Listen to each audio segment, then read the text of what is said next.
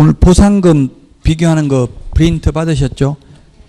이거 부동산 거래 신고 등에 관한 법률하고 공인중개사법하고 비교하는 거 포상금제도 한 문제는 시험에 나옵니다. 비슷비슷한 내용을 비교를 해야 됩니다. 공인중개사법은 결정일로부터 1월 이내고 부동산 거래 신고 등에 관한 법률은 접수된 날로부터 2개월 이내죠.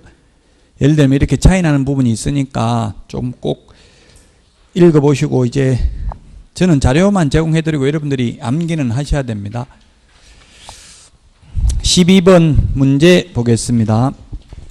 12번 문제. 12번 할 차례 맞죠? 타당하지 않는 것인데 답은 2번이죠. 10일이 아니라 7일입니다. 등록 처분 통지는 7일 이내입니다. 공인중개사법은 7일 이내고 매수 신청 대리는 14일 이내입니다. 암기 프린트 2번 맨 밑에 있죠? 7일 이내. 그래서 답 2번이 되겠고요. 자, 그 다음에 1번은 중개사무소 개설 등록을 한 개업공개사가 종별을 달리하여 업무를 하고자 하는 경우에는 등록 신청서를 다시 제출해야 됩니다. 원칙 다시 제출해야 됩니다. 다만 예외적으로 중개인이 자격을 취득하여 동일 등록관청 안에서 공인중개사인 개업공개사로 계속해서 업무를 하고자 하는 경우 등록증 재교부 신청을 해야 되죠. 그래서 2번이 답이고요. 3번 중개사무소 개설 등록을 하는 자는 건축물 내장에 기재된 건물에 중개사무소를 확보해야 됩니다. 공인중개사법에서는 건축물 내장이라고만 되어 있습니다. 무허가 건축물, 가설 건축물 안 됩니다. 미등기 건물은 건축물 내장이 있다면 가능할 수도 있습니다. 면적 제한 없습니다. 소유권 확보가 아니라 사용권만 확보하면 됩니다. 4번 법인이 중개사무소 개설 등록을 하는 경우에 대표자는 공인중개사이어야 하며 대표자를 제외한 임원 또는 사원의 3분의 1 이상이 공인중개사이어야 한다. 한 명 합자회사의 무한책임사원을 말합니다. 아무 말 없이 사원이라고 하면 대표자를 포함하는 게 아니고 제외한 임원의 3분의 1 이상이 공인중개사여야 되죠. 3분의 1이라는 말 우리 암기 프린트 56번에 정리되어 있는데 여기에 3분의 1이라는 말이 있고 그 다음에 공제운영위원 19명 중에서 협회 회장이나 협회 임원이 3분의 1 미만이어야 하죠. 3분의 1이라는 숫자도 기억하시기 바랍니다.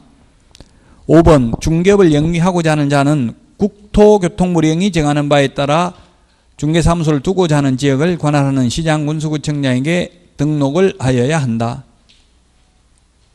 국토교통부령하고 시행규칙하고 같은 말이고요. 대통령령하고 시행령하고 같은 말입니다.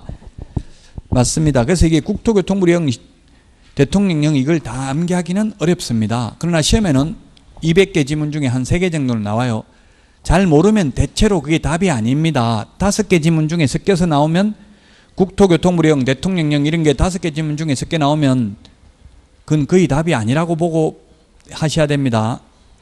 이때까지 기출문제는 거의 답이 아니었습니다. 국토교통부령, 대통령령이 너무 치사하잖아요. 그것까지 바꿔가지고 틀리게 하는 것은. 그래서 답 2번입니다.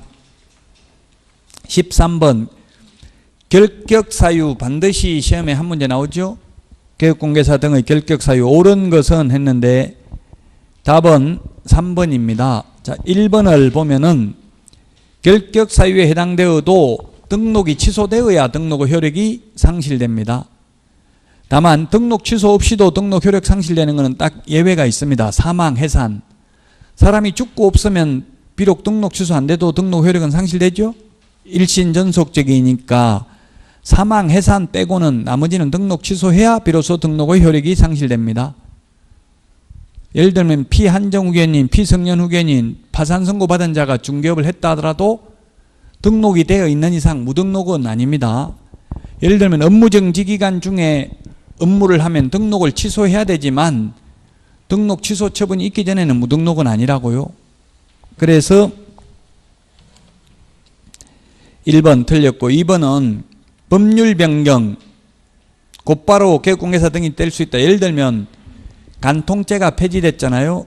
그러면 간통죄로 구속되어 있던 사람 석방되겠죠. 그럼 바로 결격사유에서 벗어나는 게 아니라 3년 지나야 됩니다. 법률 변경, 형의 시효 완성,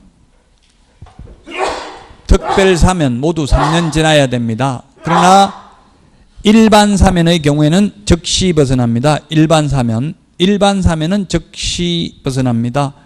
공소시효가 완성되면 아예 처음부터 결격사유가 아닙니다. 자, 그래서 2번도 틀렸고 3번이 답입니다. 자격 취소되면 결격사유이므로 등록 취소해야 됩니다. 그러나 등록이 취소됐다고 반드시 자격을 취소해야 되는 건 아니죠. 자격 취소되면 결격사유니까 등록도 취소해야 된다고요. 그래서 답 3번이 되겠습니다. 4번 결격사유에 해당되어도 중개업을 영위한 개업공개사는 등록을 하지 않고 중개업을 하는 자와 같이 무등록 개업공개사로 취급된다. 등록 취소해야 무등록이라고 했죠. 취소 안 된 상태에서 중개업하면 무등록은 아닙니다. 그래서 틀렸고 5번 이 법 위반해서 300만 원 이상 벌금을 선고받은 경우에는 3년간 결격사유죠. 1년이 아니고 3년입니다. 이 법에 의해서 300만 원 이상 벌금 선고받은 경우 3년. 그래서 13번의 답 3번입니다. 14번 틀린 것은 했는데 답은 3번입니다. 1번 거래계약서 서명 날인해야 되고 2번 확인설명서 서명 날인해야 됩니다. 기출문제입니다. 14번 이거. 3번은 계약서 확인설명서 빼고 모든 서류는 서명 또는 날인합니다. 서명 또는 날인. 그래서 서명 및 날인이라고 해서 3번 틀렸습니다. 기출문제입니다. 이거 14번은. 4번 확인설명서에는 거래 당사자가 서명 또는 날인하는 난이 있다. 예, 확인설명서에도 거래 당사자는 서명 또는 날인하는 난이 있고요. 개업공개사와 소속공개사는 서명 및 날인해야 됩니다.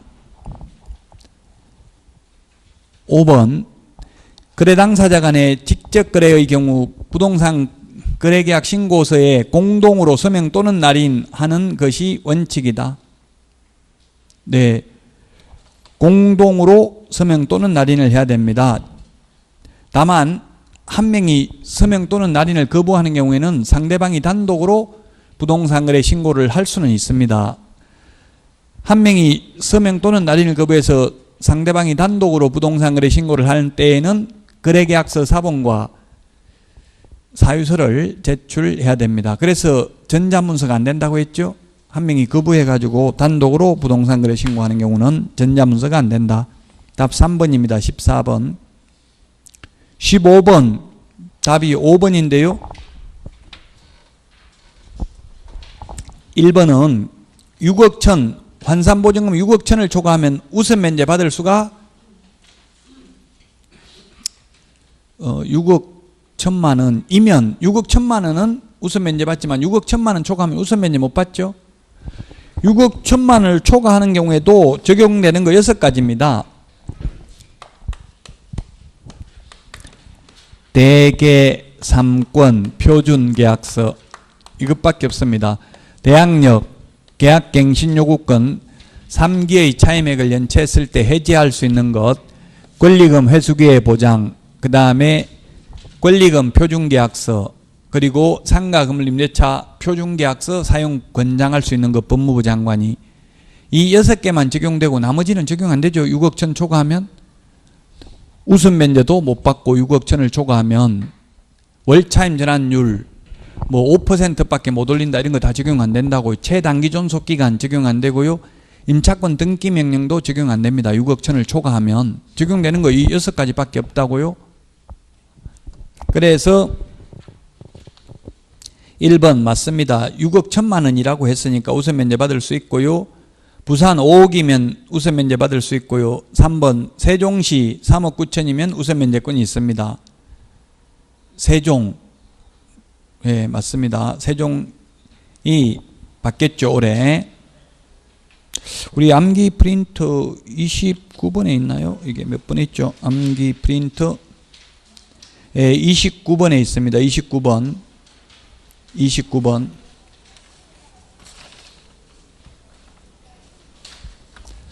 세종, 파주, 화성 이게 올해 신설됐잖아요. 이게 광역시에 준하는 보를 받는 것으로. 그 다음에 4번은 인천광역시는 과밀억제권역에 해당됩니다. 원칙은. 근데 과밀억제권역에 해당되지 않은 데가 최근에 생긴 데 송도 신도시라든지 금단 신도시라든지 청라지구 이런 데는 광역시에 준하는 보호를 받고요. 옹진군, 강화군은 기타 지역에 해당됩니다. 기타 지역. 그래서 2억 7천 기타 지역이니까 39, 27 2억 7천 이하인 경우 우선 면제권이 있다. 맞습니다. 5번이 답인데요. 부산광역시는 우선 면제 받을 때는 과밀억제권역에 해당되어서 5억 이하면 우선 면제 받지만 최우선 면제 받을 때는 광역시에 해당된다고요. 그래서 3,800만 원 이하인 경우 1,000만 원까지만 최우선 면제 받을 수 있습니다.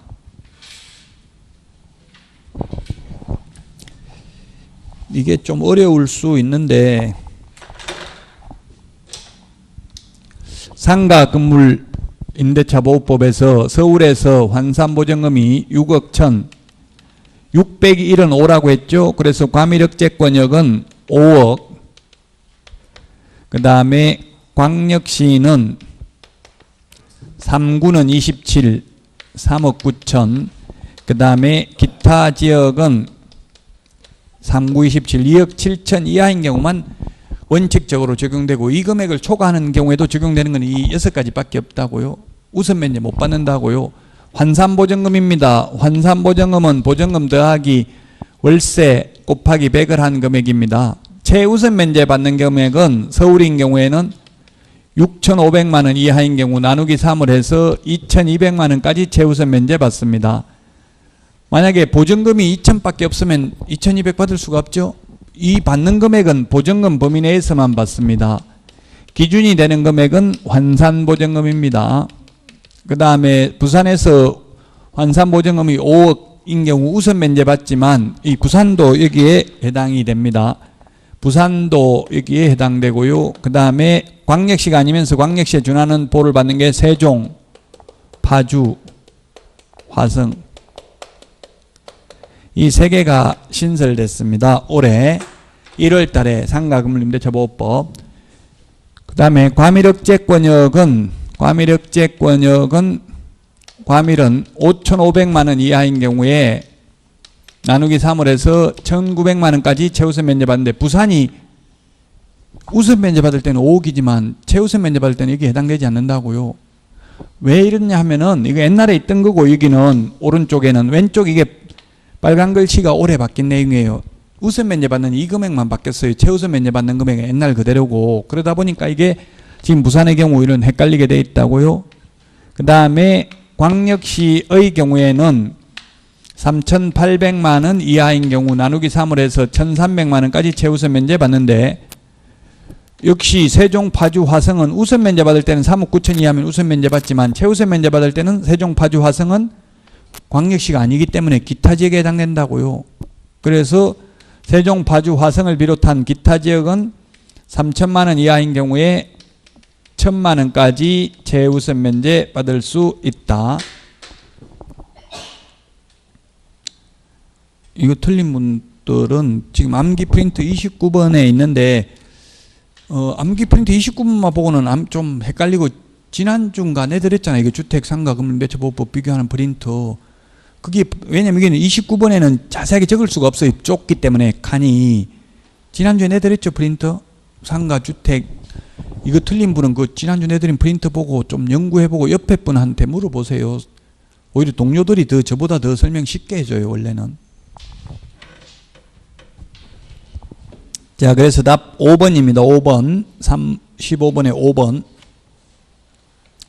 자, 그 다음에 16번 보겠습니다. 옳지 않는 것은 했는데 답은 2번이 되겠습니다. 2번. 암기 프린터 4번에 있죠. 4번. 분사무소와 관련되는 거 암기 프린터 4번에 보면 4번에 보면 거기에 참고 표시에 보면 분사무소 설치 신고, 분사무소 이전 신고, 휴업 신고, 분사무소 인장 등록, 분사무소 업무 정지 처분 모두 주된 사무소 등록관청이 합니다. 다만 분사무소에 대한 지도 감독은 둘 다 가능이다. 이 말은 주된 사무소 등록관청도 가능하고 분사무소 소재지 시장군수구청장도 가능하다는 말이죠. 암기 프린트 4번. 그 다음에 중개보수는 분사무소에서 중개행위를 했을 경우에는 분사무소 관할 시도조례가 정하는 보수를 받습니다. 주택의 경우. 그래서 16번에 답 2번 분사무소 소재지 등록관청에 해야 된다. 인장 등록. 이게 X죠.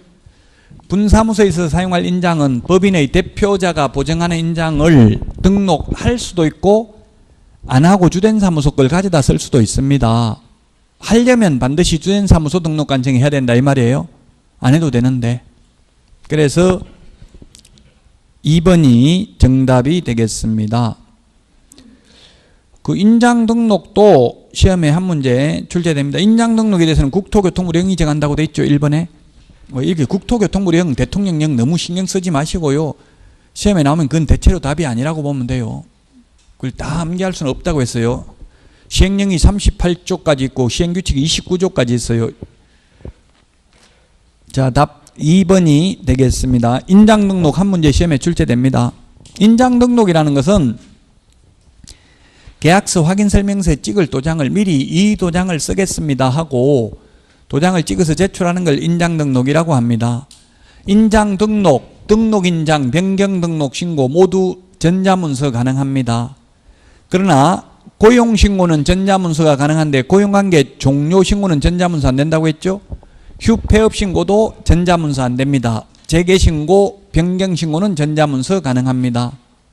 또 전자문서 안 되는 게 뭐가 있다고 했어요. 단독으로 부동산거래 신고하는 경우 상대방이 신고를 거부해가지고 그 다음에 대리인이 부동산거래 신고하는 경우 면적 변경 없이 가격 변경하는 경우 정정신청 이런 것들은 전자문서 안 된다고 했죠. 시험에 전자문서 되는 것 안 되는 것 출제됐어요.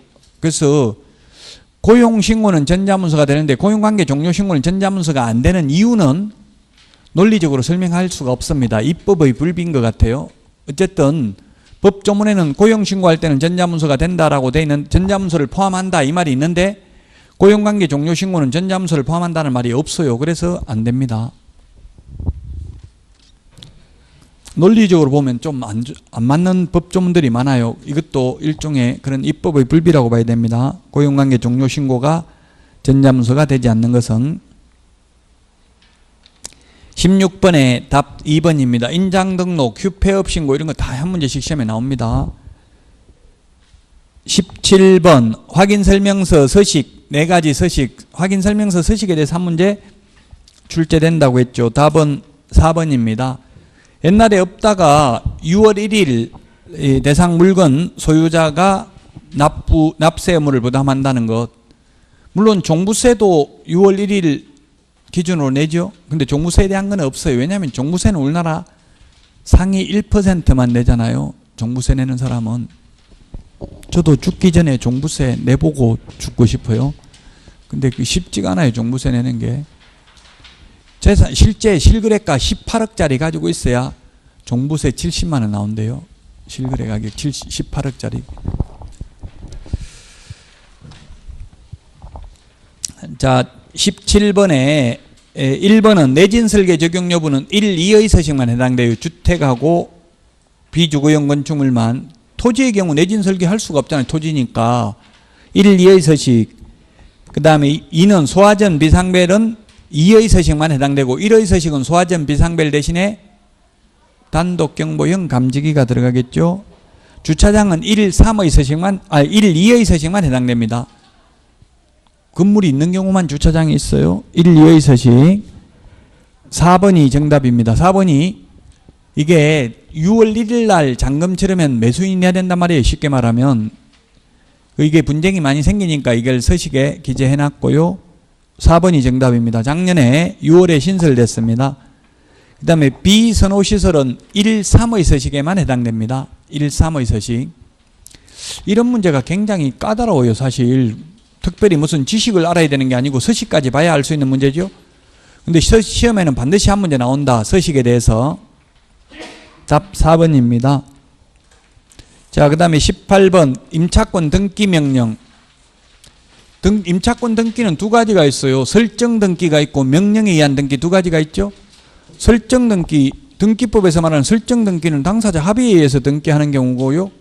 명령에 의한 등기는 일방적으로 임차인 단독으로 하는 게 명령에 의한 등기인데, 명령에 의한 등기를 하려면 반드시 임대차 기간이 끝나도 주인이 돈을 돌려주지 않는 경우에만 할 수 있습니다. 주택 상가 다 가능합니다. 그런데 환산보증금이 그 일정 금액 초과하면 이거 적용 안 된다 했죠. 임차권 등기 명령에 의한 등기할 수도 해봐야 할 수도 없습니다. 6억 천을 초과하면 서울에서.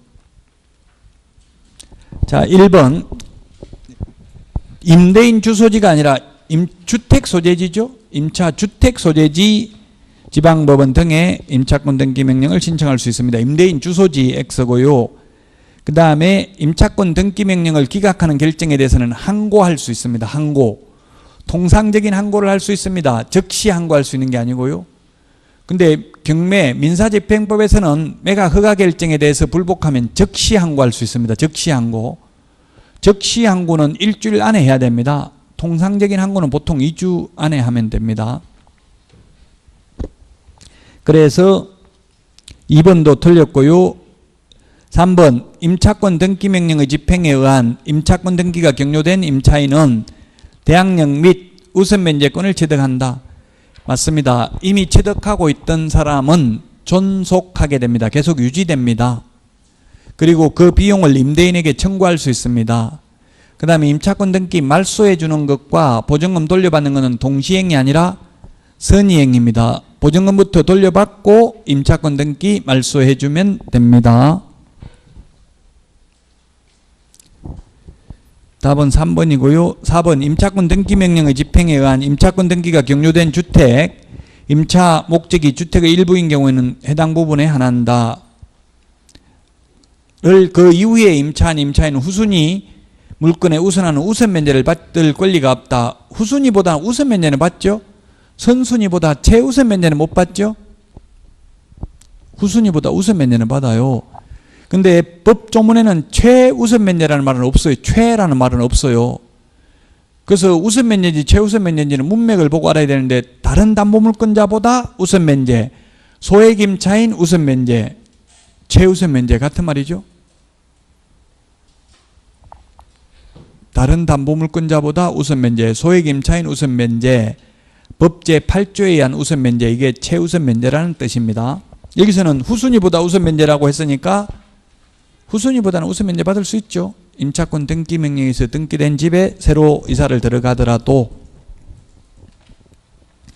5번 임차인은 임차권 등기 명령의 신청 및 그에 따른 임차권 등기와 관련하여 소요된 비용을 임대인에게 청구할 수 없다 했는데 비용 청구할 수 있다고 했죠.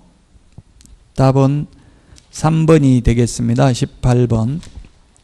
19번 옳은 것은 했는데 답은 5번입니다.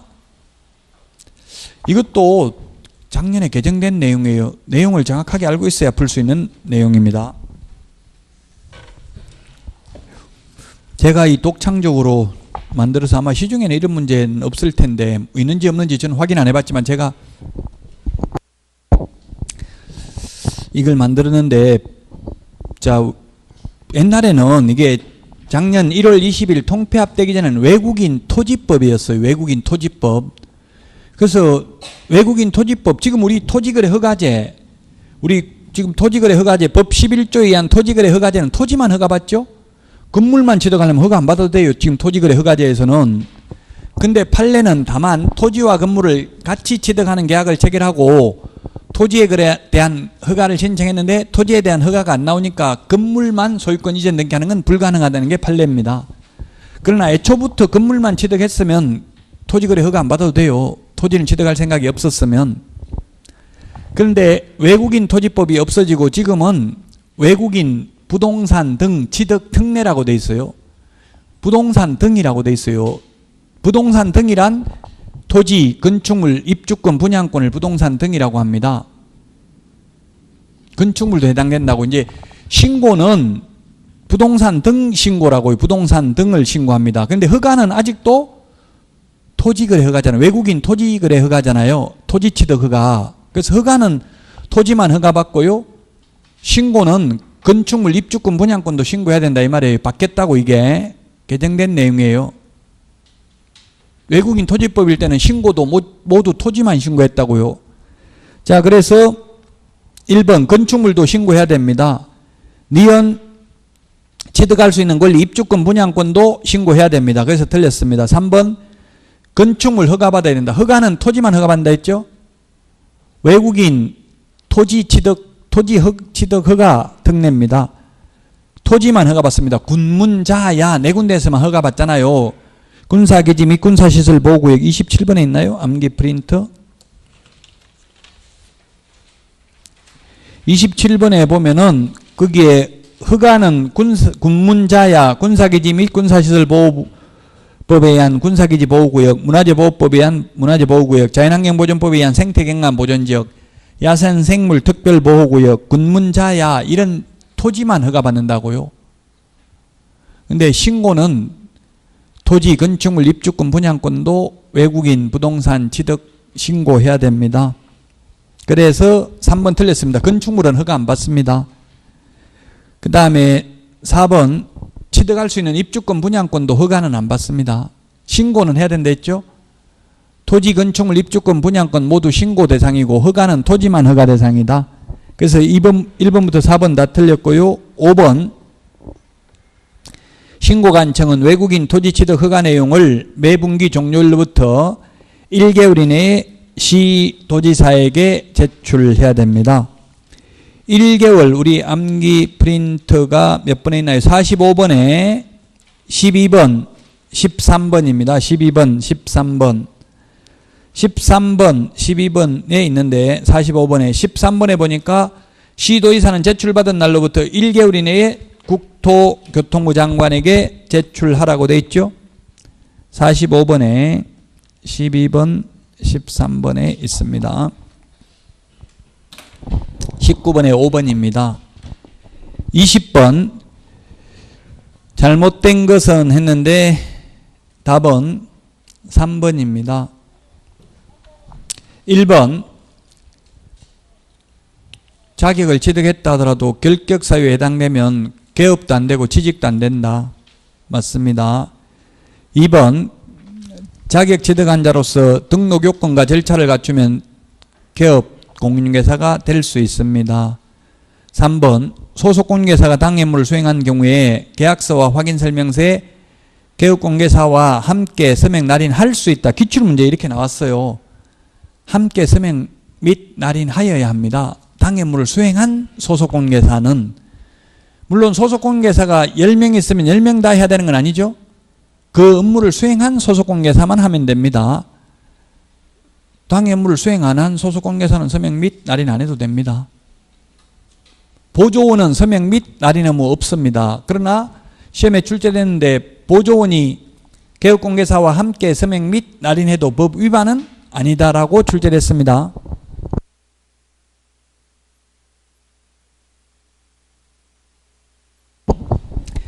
자, 그래서 3번이 답이고요. 4번 등록증을 대여한 경우에는 대여한 자, 대여받은 자 모두 1년 이하의 징역이나 1,000만 원 이하의 벌금입니다.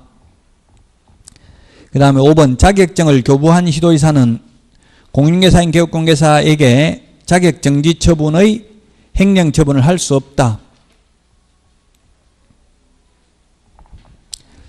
이게 기출문제 이렇게 나왔는데 좀 헷갈리죠. 예, 자격증을 교부한 시도지사는 자격정지 처분은 누구한테 해요? 소속 공인중개사만 대상이라고요. 개업공개사에게는 할 수 없다고요. 저도 이렇게 말장난 안 하고 싶은데 기출문제가 이런 식으로 출제됐다고요. 왜냐하면 이게 쉽게 내버리면 다 100점 나오니까 어쩔 수 없는 거예요. 떨어뜨리기 위해서. 자격정지는 소속 공인중개사만이 대상이다. 그런 것도 또 시험에 나왔어요. 보조원이 업무정지에 해당되는 위반 행위를 해도 보조원에게는 업무정지 처분할 수 없다. 맞죠? 업무정지는 개업공개사만 대상이기 때문에. 그래서 답 3번입니다. 20번에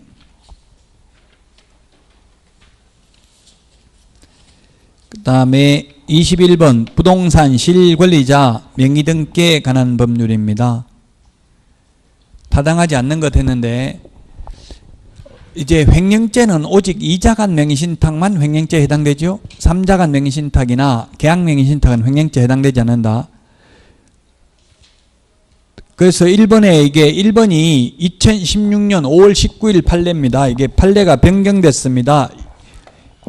201 이 판결문을 찾아보고 싶으면 1번이 도에 89 법제처 국가법령정보센터나 대법원 종합법률정보에서 찾아보면 됩니다. 이게 2016년 대법원에 이때 접수돼 가지고 대법원에서 재판하는데 1년 걸렸다고요. 2016년 5월 19일 날 판결 나왔어요. 이거는 사건 번호 사건 접수된 연도잖아요. 앞에 있는 게 2015년도에 접수됐다는 이야기죠. 대법원에 그 1년 번호입니다. 접수된 순서입니다. 그 대법원 가면 재판 받는데 1년 이상 걸리니까 1심부터 3심 재판까지 다 받으려고 하면 지방법원부터 대법원까지 하려면 거의 3년 이상 걸려요. 재판.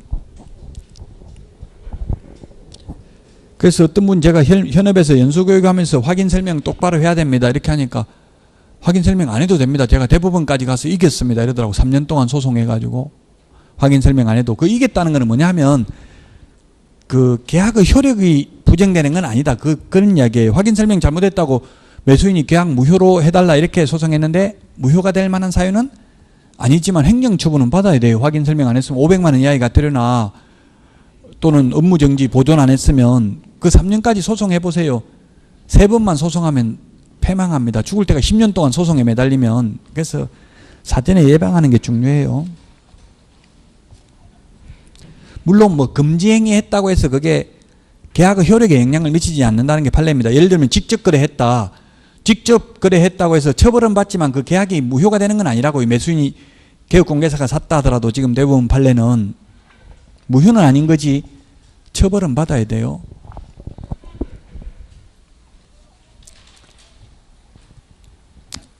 자, 그래서 1번도 이제 횡령죄에 해당되지 않고요. 그 다음에 2번 위치와 면적을 특정하여 2인 이상이 구분 소유하기로 하는 약정을 하고 그 구분 소유자의 공유로 등기하는 경우에는 명신탁에 해당하지 않는다. 예, 명신탁에 해당되지 않는 게 양도담보, 가등기담보, 상호명신탁, 신탁법에 의한 신탁등기는 명신탁에 해당되지 않습니다. 2번처럼. 그러나 배우자 명신탁이나 종중명신탁은 명신탁에 해당되죠. 해당되는데 배우자 종중명신탁은 조세포탈, 강제집행의 면탈, 법령상 제한의 회피를 목적으로 하지 않는 경우에는 처벌하지 아니하고 유효합니다. 배우자 종중명신탁은. 3번 누구든지 부동산에 관한 물건을 명신탁 약정에 의하여 수탁자 명의로 등기하여서는 아니 된다. 맞습니다. 남의 이름으로 등기하면 안 된다고요. 4번이 답인데요. 명신탁 약정에 따라 행하여진 등기에 의한 부동산에 관한 물건 변동은 무효로 한다. 다만 부동산에 관한 물건을 취득하기 위한 계약에서 명의수탁자가 그 일방 당사자가 된 경우에는 매도인의 선의 또는 악의를 불문하고 무효로 되지 않는다 했는데 매도인이 선의인 경우만 무효로 되지 않습니다. 그 다음에 답은 4번이고 5번은 허위담보 목록 제출하면 5년 이하의 징역이나 2억 원 이하의 벌금에 처합니다.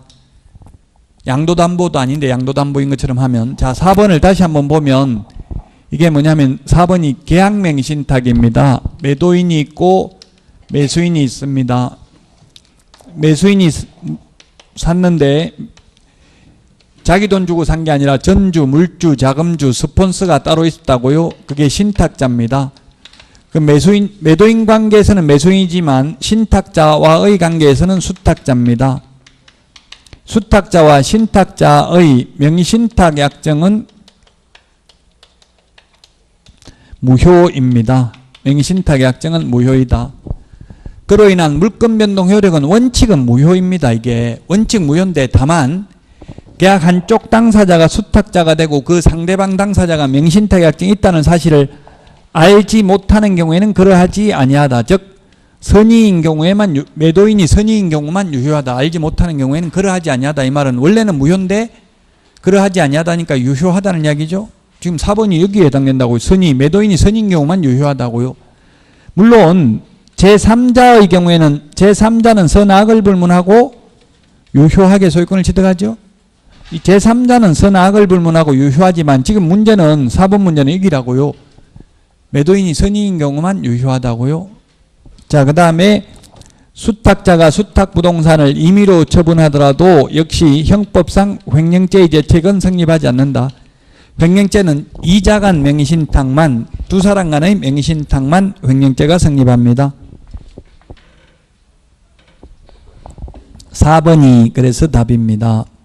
22번 1년 이하의 징역이나 1,000만 원 이하의 벌금. 유사, 이중, 유사한 걸 이중, 양도, 임정, 비광, 매무, 수거 이렇게 암기를 했는데 몇 번에 있나요? 그게 암기 프린터에 보면은 1년 이하의 22번 암기 프린터 22번에 보면 있습니다. 유사, 이중, 양도, 임정, 비광, 매무, 수거. 답은 3번입니다. 부동산, 분양, 임대 등과 관련 있는 증서 등의 매매, 교환 등을 중개하거나 그 매매를 업으로 하는 행위. 청약통장.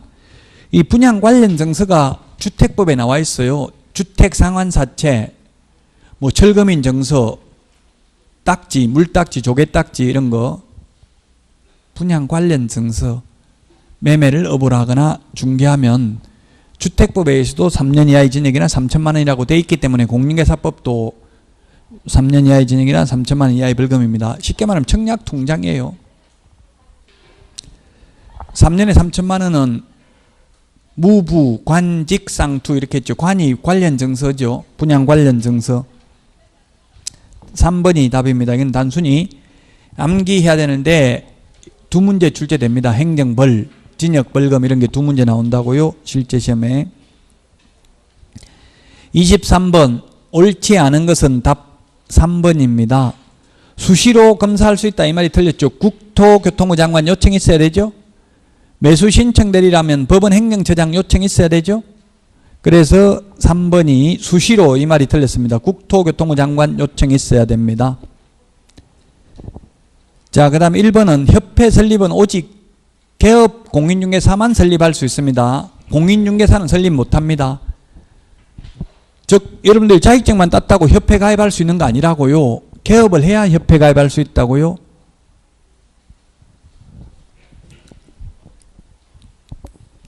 그래서 1번 틀렸습니다. 틀렸습니다가 아니라 맞습니다. 설립할 수 있습니다. 즉 중개인도 협회 설립할 수 있습니다. 개업공개사는. 그 다음에 2번 협회의 지부, 지회 모두 지도감독은 오직 누가 한다? 국토교통부 장관이 지도감독합니다. 암기 프린터 12번에 있네요. 암기 프린터 12번에 보면 지도감독관청이 나와 있습니다. 그 지도감독관청의 별표에 동그라미 2번에 보면 나와 있죠. 동그라미 2번. 별표 동그라미 2번에 보면은 협회에 대한 지도감독은 모두 국토교통부 장관이 한다. 지부, 지회라 하더라도. 자, 그래서 3번이 답이라고 했고요. 4번은 인가받아서 플러스 설립 등기해야 성립합니다. 법인은. 자연인은 지금 통설이 민법에서 자연인의 통설은 전부 노출설입니다. 어머니의 자궁으로부터 완전히 분리되었을 때 자연인이 되고 형법에서는 사람이 되는 거, 자연인이 되는 거는 진통설입니다. 진통설. 형법하고 민법하고 달라요. 사람이 되는 시기가.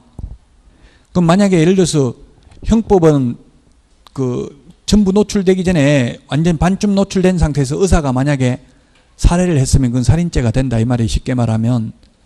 형법하고 그래서 민법하고 다릅니다. 자연인이 되는 게. 자연인은 그래서 어머니로 뱃속에서 태어나면 되지만 법인은 설립 등기를 해야 된다고요. 공시방법을 갖춰야 됩니다. 뭐 자연인은 공시방법 따로 안 갖춰도 알잖아요. 사람이라는 걸. 자, 그 다음에 5번 공제규정에는 대통령령이 정하는 바에 따라 공제사업의 범위, 공제계약의 내용, 공제금, 공제료, 회계기준, 표준 책임준비금의 적립비율 등 공제사업 운영에 관하여 필요한 사항을 정해야 됩니다. 공제료는 공제료 수입액의 100분의 10 이상이죠. 공제료 수입액의 100분의 10, 즉 10% 이상. 협회 총 수입액의 100분의 10 이상 X로 나왔어요. 공제료 수입액의 100분의 10 이상으로 정해야 됩니다. 공제료는. 지금 그래서 공제료는 여러분들이 1억 가입하려면 1년에 19만 8천 원씩 협회에다 내야 됩니다. 공제료. 그 19만 8천 원은 시험에 안 나옵니다. 그냥 1억 이상 가입해야 된다는 보험금만 기억하면 되겠습니다. 24번입니다. 24번. 옳지 않는 것은 했는데 답은 5번이죠. 5번이 대표자를 포함한 이 말이 틀렸어요. 대표자를 제외한. 앞에 문제 있었죠. 앞에 이게 실제 시험에도 가보면 이 문제가 앞에 있는 내용이 또 나오고 그렇게 해요. 근데 앞에 게 틀린지 맞은지 앞에 것도 모르잖아요. 정확하게. 그러니까 이렇게 나오는 경우 있어요. 실제 시험에. 답은 5번입니다.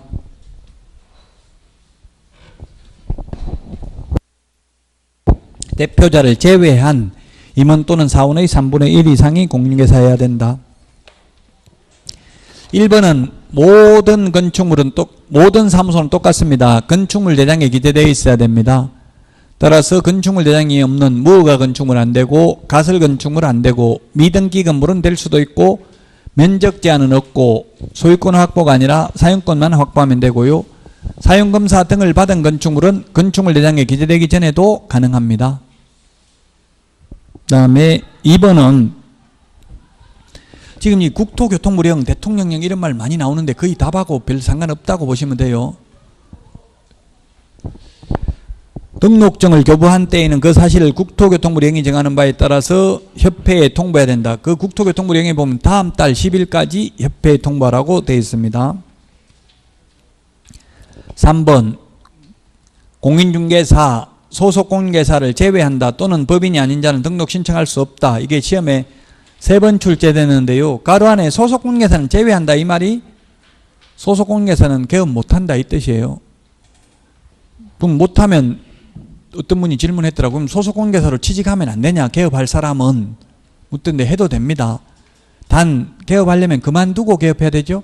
그만두면 이미 소속 공인중개사가 아닙니다. 소속 공인중개사인 상태에서 개업을 하게 되면 이중소속이 되잖아요.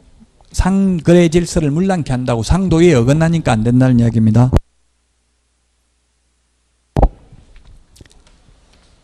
4번 개업공개사는 업무정지 처분 기간 중에 폐업할 수 있으나 그 기간 중에 중개사무소 소재지를 달리하여 등록 신청할 수 없다. 예, 업무정지 기간 중에는 등록할 수 없습니다. 결격사유에 해당되기 때문에. 그래서 답은 5번이 되겠습니다. 5번 또 이렇게 시험에 이런 식으로도 나왔었어요. 임원이 대표자를 제외한 임원이 7명, 실제 기출문제에 대표자를 제외한 임원이 7명이면 이 중에 공인중개사가 7명 중 2명, 공인중개사가 2명이면 된다. X죠. 3분의 1 이상이니까 6명의 3분의 1이 2명이잖아요. 7명이면 2.3명 정도 되겠죠. 사람을 2.3으로 쪼갤 수는 없으니까 3명 이상 돼야 되겠죠. 대표자를 제외한 임원이 실제 시험에 이렇게 나왔다고. 대표자를 제외한 임원이 7명이면 공인중개사가 2명이라도 된다. 안 되죠. 3명 이상은 돼야 되겠죠. 3분의 1 계산하는 게 나왔다고요. 그래서 24번에는 5번이 되겠습니다. 25번부터 쉬었다가 하겠습니다.